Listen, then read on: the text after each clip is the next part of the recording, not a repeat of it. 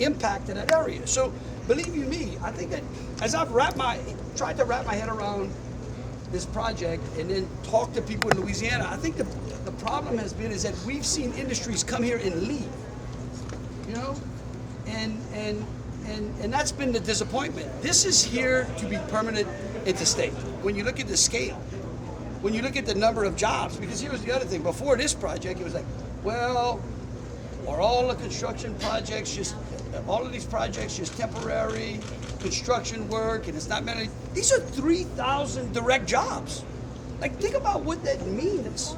I mean, we have $250 billion now. Like, that's a lot. Like, if you took a 5-year-old and you sat them at a table and you asked them to count to $1 billion, you'd have to come back and find that 5-year-old when they were 37. This is $250 billion worth of that has been a story. Today is an unbelievable day because what we're doing is we're making history. This is the first time we can marry an economic development project that creates thousands of jobs with coastal restoration and hurricane protection. Make no mistake about it. Before this project, that land was eroding. Okay? The shore continued to move closer in.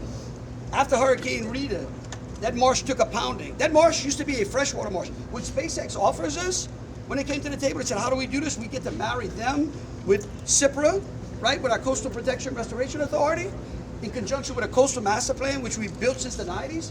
And all of a sudden, we have funding, okay? It goes straight to the plan. It goes straight, in $100 million, it goes straight, that's right, it goes straight into the coastal master plan.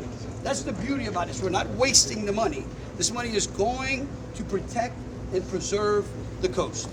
In one project, we almost doubled the amount of property taxes that Vermilion Parish collected. For your schools, for your local government, for your police protection, for your public safety, that's what that means. They work collectively with the universities and the community colleges to make sure that there's a pipeline for workers. What we struggled in this state for was exactly the question you asked. We would graduate young men and women and they would leave because there were no opportunities. This gives us those opportunities.